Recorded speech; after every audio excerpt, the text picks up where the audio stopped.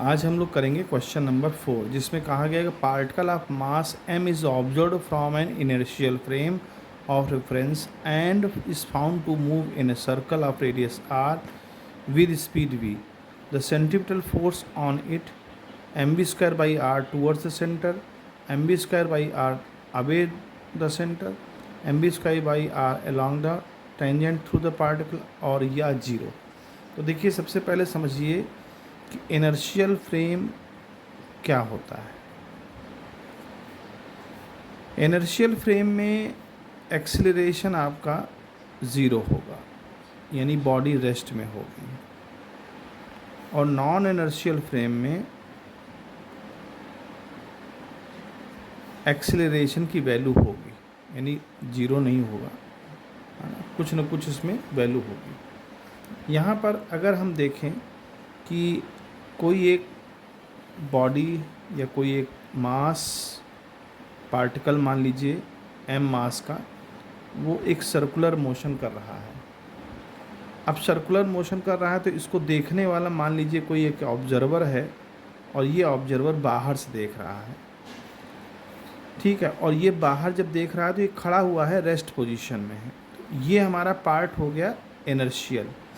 और अगर मान लीजिए यही ऑब्जर्वर इसी बॉडी के साथ साथ मूव कर रहा हो, यानी कि अगर ये यहीं पर कोई ऐसा ऑब्जेक्ट हो, बॉक्स हो, और उसी बॉक्स पे बैठा हो, बॉक्स भी मूव कर रहा हो जिसका मास m है, और वो ऑब्जर्वर भी मूव कर रहा हो, तो यहाँ दो तरह की सिचुएशन उसको फेस आएंगी।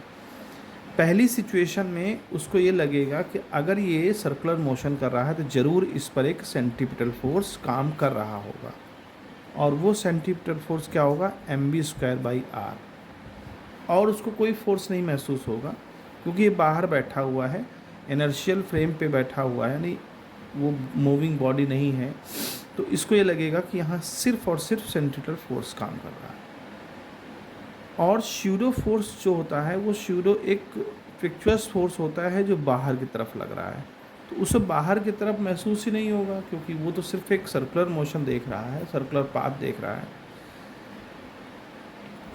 तो उसको कोई भी सेंट्रीफ्यूगल फोर्स महसूस नहीं होगा। हाँ, अगर ये व्यक्ति इसी के ऊपर बैठा है और ये पर्सन जो बैठा पर्सन है उसे लगेगा कि इस पर कोई फोर्स काम नहीं कर रहा है। क्यों? क्योंकि वो इसको रेस्ट पे देखेगा। उसके हिसाब से अगर उसके हिसाब से चलेंगे, उस ऑब्जर्वर के हिसाब से चलेंगे, तो ये बॉडी रेस्ट में है।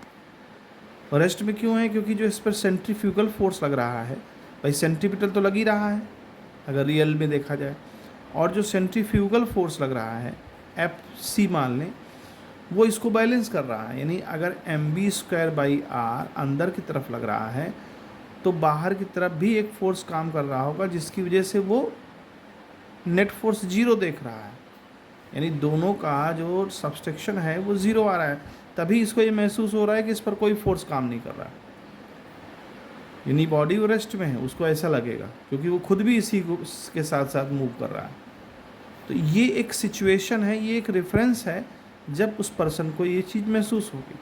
लेकिन जो बॉडी रेफरेंस फ्रेम में होगी, यानी जो पर्सन रेफरेंस फ्रेम में होगा, उसको ये सेंट्रीपिटल फोर्स महसूस होगा, सेंट्रीफ्यूगल फोर्स जीरो लगेगा उसके हिसाब से।